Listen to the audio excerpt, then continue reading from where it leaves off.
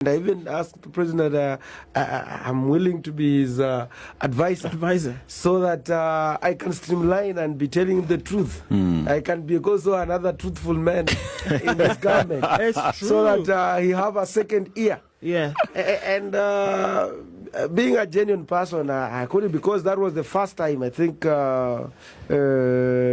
first time since he came into power, to be told in front of, when he's seated, that this is what exactly happening. So you were actually giving caution. Yes. And even not just in Huisero, this and Kakamega and western part of the country, not just this week, but even before. And I think it's great because it seems like you have this exact proverb is what you've been saying over the last couple of weeks, where you said, if you're not careful now, you will lose support.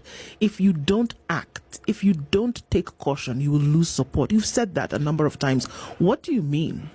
Okay, I mean, there is a lot that has happened. And you see, when people try to say that you started the early campaigns, you know, first of all, you remember we only have like about 29 months to the election.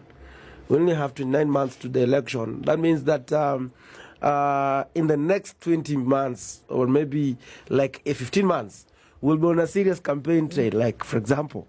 But now, on what basis are you going to campaign? Because there must be something that you're going to speak about, like, this is what I've done. And look at this scenario. We are trying to look at, let me just look at his tour that maybe he came to the western parts of Kenya. You realize that it was merely politics. Because number one, let's look at Kakamega in general. We have 12 constituencies that were there. You remember he was there to be there like in a week. And look at, he was maybe in Mumias. In Mumias, we talked about bringing the bonus. You look at, I asked about the thesis of this bonus you're talking about. The bonus is saying that these are the bonus to come to the farmers. Then I raised a question like, if you're talking about bonus, what about the Butali sugar farmers? They're also farmers. You also need to give them bonus if indeed you are talking about the real issues. If you are talking about the bonus, what about the West Kenya? There are also the farmers there. Then Zoya Sugar, the other sugar millers. But to come and pickpocket a naked man is like you're doing disservice to them. Because what are the bonus? They are realized from the profits. This is a company that is under receivership, and we know what is the receivership. There is an act that guides a company that is under receivership.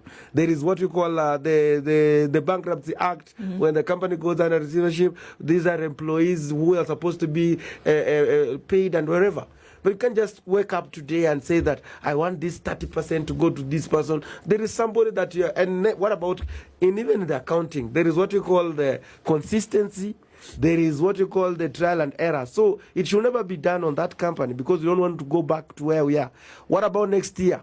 What if they don't give those bonuses that they are giving? And in fact, you'll find like they are starting to ignite maybe farmers.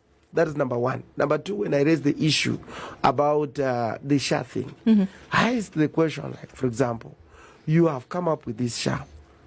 This SHA, you never involve the stakeholders in the first place.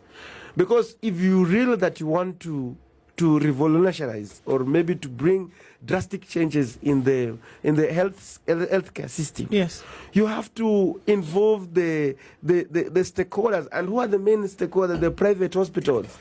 The private hospitals, the main stakeholder, because the public hospitals do not have those enough equipment to address the healthcare issues, challenges in this country.